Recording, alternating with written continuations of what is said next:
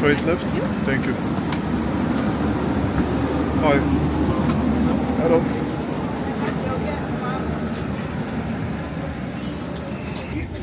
Écoutez, je me suis bien installé. Je vais juste fermer ça très rapidement. Vous savez, ce que j'aime dans ce genre de pays, avec ce genre de compagnie, c'est que je ressens vraiment l'argent que j'ai dépensé.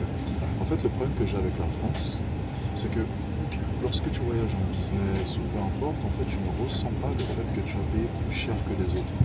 Tu payes des fois 3 fois, 4 fois, 5 fois le prix du billet, et je trouve que l'on ne te traite pas bien. Lorsque je voyage avec ce genre de compagnie, même lorsque je suis dans ce genre de pays, que ce soit Abu Dhabi, Émirats du coup, Dubaï, Qatar et j'en passe, en fait, tu ressens le prix que tu as payé. Le service est exceptionnel, on te traite super bien, tu voyages super bien, l'aéroport est nickel, les hôtels, n'en parlons pas. Tu ressens le fait que tu as payé une chambre à 1000, 1500, 2000 euros la nuit. Et des fois en France, tu ne le ressens pas forcément. Donc j'ai pas de problème à payer cher, mais j'ai besoin quand même de ressentir le fait que je n'ai pas payé pour rien. Que si c'est cher, c'est qu'il y a une raison. Et je ne ressens pas toujours en France, pour être honnête avec vous.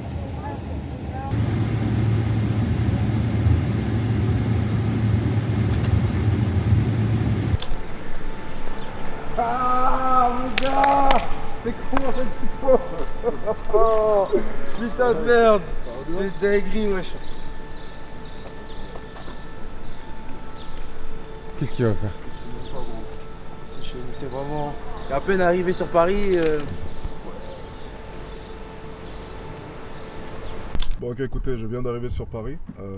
Pour moi, revenir sur Paris, c'est quelque chose de très symbolique. Alors bon, il y avait la police qui m'attendait juste devant. Donc au moins comme ça, j'ai eu un cadeau de bienvenue. On m'a fait comprendre que je n'étais pas forcément le bienvenu ici. Mais bon, je suis dans mon droit dans tous les cas. C'est symbolique pourquoi? Parce que rester à l'étranger, ça voudrait dire potentiellement, je dis bien potentiellement, que je fuis. Que j'essaye de me terrer quelque part, que j'ai peur de revenir en France, que j'ai peur de ce système. Non, j'ai envie de revenir en France pour prouver à quel point est-ce que je me fiche éperdument de tout ce qui est en train d'arriver et à quel point est-ce que je suis dans mon droit. C'est la chose la plus importante pour moi. Donc, j'ai rendez-vous avec mon avocat tout à l'heure. On va parler de tout un tas de choses, bien entendu que je ne peux pas dévoiler. C'est la loi, c'est comme ça, et puis je respecte aussi sa déontologie. Et voilà, on va parler de tout un tas d'affaires, de tout un tas de choses, de stratégies aussi, bien entendu. Et c'est nécessaire pour moi, il faut bien entendu se protéger, il faut aussi anticiper, on ne sait pas ce qui peut arriver. Je prends énormément de risques, forcément. Maintenant, je le dis souvent, je ne fais que me défendre, et ma manière de me défendre, c'est l'attaque. J'ai toujours été comme ça, je ne suis pas passif. Dans ces phases défensives, au contraire, je suis actif, j'attaque, parce que je pense sincèrement que c'est la meilleure des défenses. Okay, c'est ma manière de penser, c'est ma manière de voir les choses, et jusqu'à présent en tout cas, ça m'a toujours servi. Maintenant, peut-être que c'est la fin pour moi, peut-être que j'irai en prison, peut-être que tout va s'écrouler. Eh bien écoute, c'est la vie d'un homme, et puis la seule chose que je vais chercher à faire, eh bien, c'est de me relever, tout simplement. On peut me mettre à terre aujourd'hui, mais crois-moi, sur le long terme, je finirai par triompher. Et la vie est faite ainsi, de haut et de bas.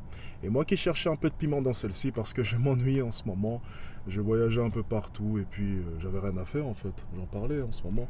J'avais besoin de me retrouver, j'ai fait un voyage en Turquie l'année dernière où je suis parti dans les quartiers pauvres pendant un mois pour me retrouver.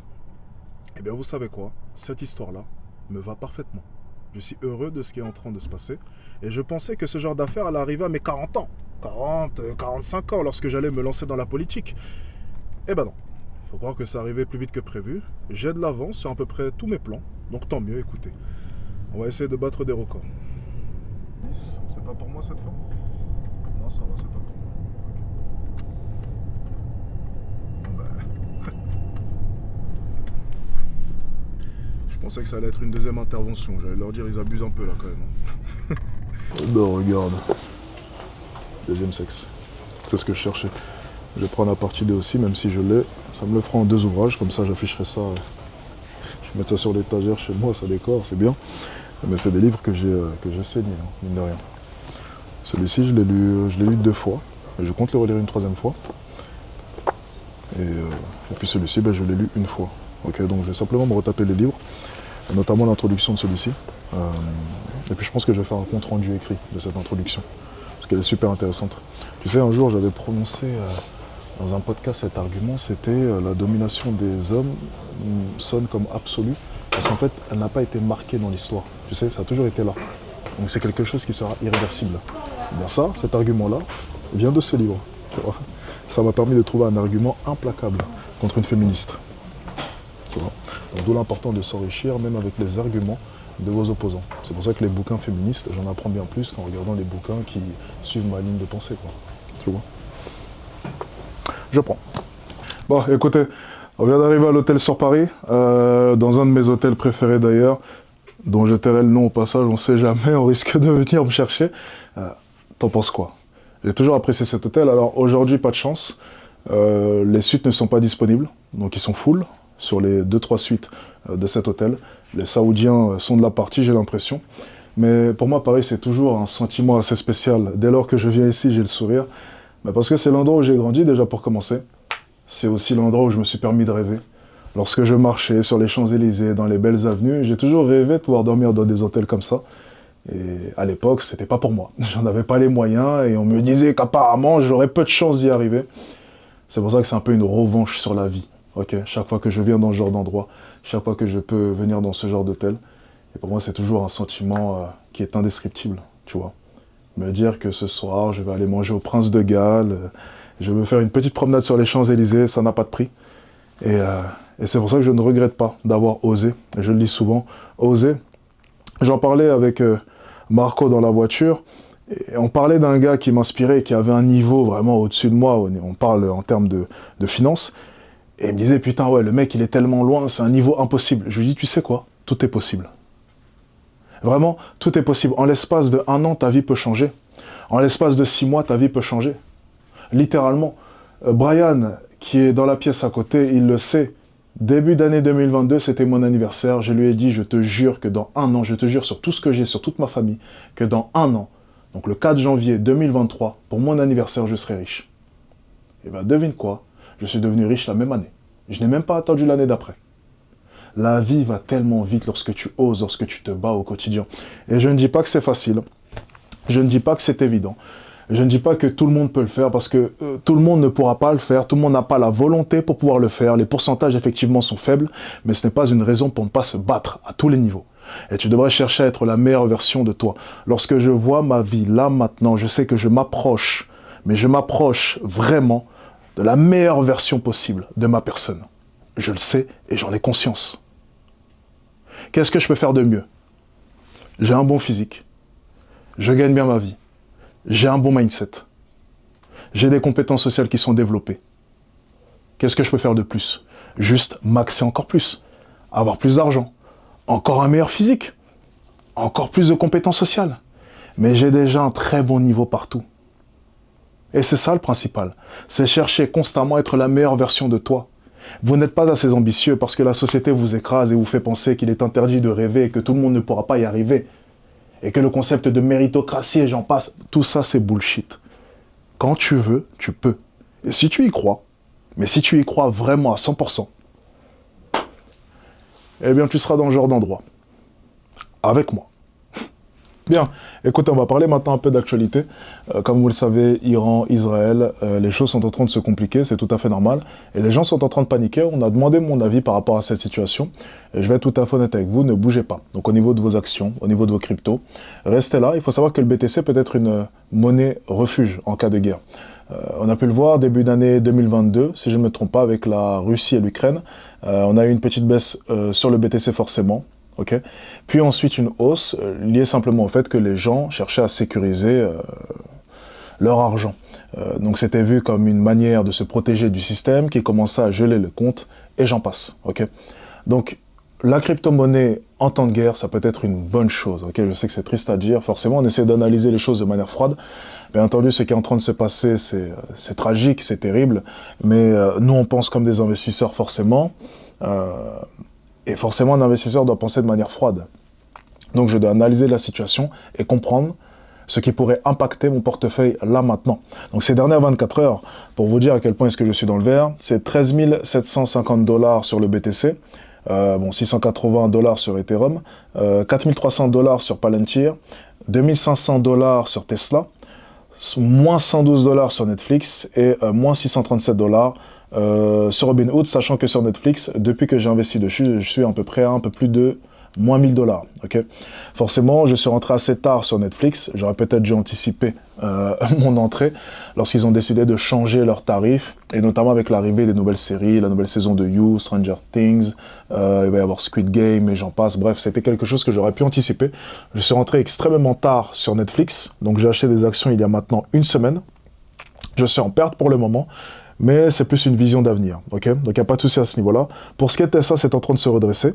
Okay, petit à petit, doucement, mais sûrement, les choses vont avancer. Et pour ce qui est du BTC, selon moi, il y a de fortes chances que là, cette année, il performe encore plus. Bref, soyez patients dans tous les cas, on va voir comment est-ce que les choses évoluent au fur et à mesure du temps. J'essaierai de vous faire des updates dans mes vlogs si ça vous intéresse, si l'investissement vous intéresse. Je précise juste, je ne suis pas un expert, doucement, ne me tombez pas là-dessus, les pros crypto, pros actions et j'en passe. Je suis simplement un gars qui se forme, qui essaye d'apprendre, qui a fait quelques bons investissements, quelques mauvais investissements aussi, ça a pu arriver. Et puis on grandira ensemble, bien entendu. Mais ça ne me dérange pas de parler un peu de quelques actions. Sachant que ces actions-là, c'est les actions qui définissent mon portefeuille principal. Il est aussi méta, mais bon, c'est sur un autre portefeuille. Et puis, j'essaierai vraiment d'être un maximum transparent avec vous, sans parler de montant sur mon portefeuille, mais plus d'avancer au jour le jour. Ok. Donc, pour ceux qui veulent savoir, parce que c'est la question du coup qui intéresse tout le monde, aujourd'hui, du coup, je suis à plus 18 831 € sur mon portefeuille. Voilà, tout simplement. On essaie d'être transparent. Et on essaie de ne pas se faire enlever aussi, en même temps.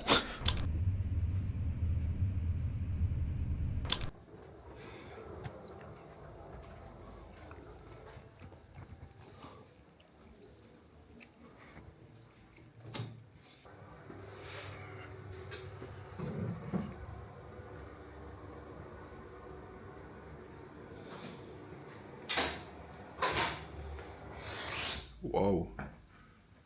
Waouh. Waouh, waouh. Le but pour moi va être d'aller faire un peu de shopping. Il me reste des affaires dans tous les cas. Bon, je vais les envoyer au service. On va utiliser ça, notre très cher ami, pour qu'il puisse ainsi prendre certains de mes vêtements et les laver. Et en attendant, je vais aller chercher de nouveaux t-shirts à Uniqlo. Parce qu'à chaque fois que j'arrive dans une nouvelle ville et que je ne sais pas combien de temps est-ce que je vais rester, en fait, moi, je viens généralement avec 2-3 t-shirts et puis j'achète directement des t-shirts sur place. Ce qui fait que j'ai une collection de t-shirts impressionnants. Des t-shirts noirs, blancs et gris. Je dois en avoir peut-être 150, 160 à chaque fois. Puisque je rachète toujours 2-3 t-shirts à chaque déplacement. Et des caleçons aussi. Donc là, je vais acheter des caleçons, t-shirts et peut-être même des chaussettes. Même si j'en ai encore. J'ai encore 2 caleçons propres. Mais je vais en envoyer au service lavage. Bref, un peu de shopping dans tous les cas. C'est un peu la cérémonie lorsque j'arrive dans une nouvelle ville. Vous êtes vraiment dans ma vie, même dans les détails les plus chiants. Bienvenue.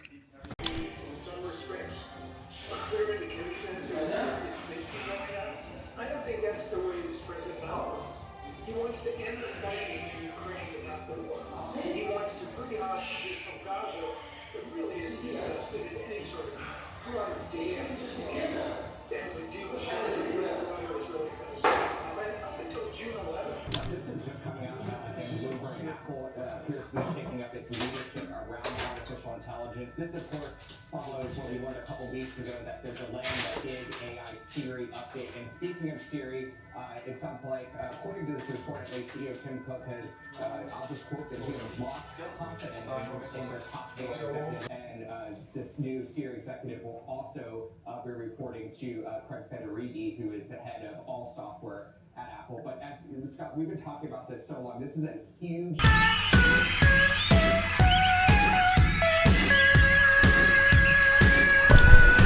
You speak English, Spanish, Portuguese, French? Ok, enchanté Alex. Je suis tombé amoureux de ton ami. Après un peu à tous ces enfoirés d'abonnés qui ont osé dire qu'Alex Etienne s'était rouillé, que je ne suis pas rouillé. Le roi du Nord ne sera jamais rouillé. Hein? Without me? What? That's crazy. That's crazy. Yeah. You need to come with me. Yeah, we love to. Yeah? You sure? I don't know. We can travel. I don't know you, so I don't know. But now I know you. But I don't know your name. Yeah, I told you, Barbara. Barbara? And my name? You remember my name? No. Alex. Alex. Barbara Alex, and this is your Instagram, right? Yeah. T'as pas Snapchat? Ah oui, ils t'ont banni de Snapchat. Ils ont banni de Snapchat, tu sais pourquoi? Pourquoi ils t'ont banni de Snapchat? Ok, can I marry you? Or something like this? The best, okay? Go with us. Is it funny? Is it funny? It's okay. Yeah! You can but maybe you just have to change numbers Yeah, or change something number or else. something. No way! I want to marry your friend now! It's impossible, right? We can go to a chapelle. Oh yeah. Maybe. So. What's your name? Isabella. Okay, my name is Alex. Même 5 ans sans draguer, je me réveille, je bats tous les dragueurs présents sur la toile. Tous les dragueurs, sans aucune difficulté. Ok, on roule un peu, ça me fait plaisir. Ok, donc t'as 2-3 mois d'été où tu vas t'amuser. Ok, parfait, j'aime bien m'amuser. Baguette, vous rentrez à la maison, c'est ça, vous habitez ici du coup? Non. Ok, d'accord, donc tu vas pas rester sur Paris. Émiline, Paris, c'est pas possible avec toi, c'est ça? T'habites où? Montréal. Tu rentres quand? À Montréal? Après demain. Non. Tu peux venir à Montréal? On sait jamais, peut-être qu'un jour j'irai à Montréal. You are not an OnlyFans. You are smart and you are beautiful. I can marry you. Now. Look. Wow, yeah. It's a ring, right? Buy me a nice ring. I don't like Not this one. this one. Okay, not this one. Okay. Une matinée plutôt. Excuse me. Excuse me. What is your age? 18? Okay, I'm in love. Ils l'ont banni de Snapchat. Qui se fait bannir de Snapchat? Personne ne se fait bannir de Snapchat. Ça n'existe pas. À part les sombres individus. Of you? Yeah, of course, of you. What's your name? Yeah, I'm a YouTuber. Ah, you speak French? English, yes. And English. Ok, je suis français aussi. Alex, enchanté. Tu t'appelles comment? Marie. Bonjour. Oh, ok, where in Switzerland? Zurich? I know Zurich. I love Zurich. And I love you now. So it's perfect. Je crois qu'aujourd'hui, j'ai raté aucune interaction, littéralement. Aucune interaction. Parce que pour ceux qui se posent la question, je suis super bien accueilli partout. En fait, c'est fou de voir à quel point est-ce que... La dernière fois, j'étais à Saint-Denis, par exemple, les mecs étaient super contents, ils sont venus prendre des photos avec moi. C'était juste incroyable. Et ça me fait plaisir, en fait, de me dire que... Il n'y a pas forcément que de la jalousie, tu vois, partout. Je pense qu'il y a aussi beaucoup de personnes qui supportent, qui... Et moi, dans la rue, on me pose souvent la question, comment est-ce que tu fais pour vivre au quotidien? Il y a beaucoup de gens qui ne t'aiment pas. Je vais vous dire la vérité, les gens qui ne m'aiment pas, on ne les voit pas. Voilà. La journée, je la passe à prendre des photos avec les gens. Je passe la journée à être complimenté. Je passe la journée à inspirer. Des gens qui viennent me voir, tu m'inspires. Et j'ai pas le temps de voir de la haine. C'est ça qui est bien. Alors oui, sur les réseaux, il y en a. Il y en a même beaucoup. Mais il faut croire que les personnes qui ont de la haine contre moi n'osent pas venir me le dire en face. Parce qu'on est en vélo, on est à pied. On a marché pendant 3 heures, littéralement. 0 personne est venue me dire que je suis un enfoiré. Et pourtant, sur Internet, il me suffit d'une recherche pour trouver 10 000 personnes qui m'insultent d'enfoiré. Où sont ces 10 000 personnes? Je n'en ai aucune idée. Bon, on remerciera peut-être aussi la salle de muscu, ça doit peut-être un peu aider, bien entendu, mais bon, bref, dans tous les cas, vous m'avez compris. École primaire où tout a commencé, c'est beaucoup de souvenirs pour moi. Ok, cette école maternelle plutôt. Beaucoup de souvenirs, et puis c'est toujours important, je pense, de revenir un peu dans ce genre d'endroits qui sont très symboliques, pour se rappeler un peu d'où on vient. Alors ça aurait été bien qu'on parte à Sevran, tu vois, pour le faire, au foyer où j'étais avant. Ça aurait été bien d'ailleurs de demander l'adresse à ma mère du squat où on était, du bâtiment administratif que l'on squattait à l'époque. Mais bon, j'ai aucun souvenir de ce bâtiment-là, donc ça sert à rien. Et puis le foyer aussi, les souvenirs sont relativement vagues, donc ça ne sert à rien. Par contre, j'ai des souvenirs de cette école. Et pour la petite histoire, on était super contents d'arriver ici. Lorsque tu passes de squat, foyer, à enfin un appartement qui était... C'était pas le meilleur appartement du monde, mais c'était sympa, tu vois. On a eu un appartement à nous. Tu sais, le foyer, tu partages un peu. Là, on avait notre appartement. Mais c'était le début, entre guillemets, d'une nouvelle vie. Pour mes parents, c'était un accomplissement d'avoir un appartement. Et je me rappellerai toujours, et pourtant j'étais jeune, de la joie que c'était d'être venu habiter dans le 13e arrondissement, en plus sur Paris. C'était exceptionnel. Et ça se ressentait aussi dans la maison, forcément. Donc, voilà. Vous pouvez pleurer maintenant. Voilà. C'est le moment de pleurer. Je ne suis pas très émotif, donc je ne pleurais pas. Mais je suis censé pleurer, là, techniquement. Je pique un peu, là, j'ai un truc dans l'œil, là, je vais... Ah, de te foutre de ma gueule, je vais y aller, moi, j'y vais.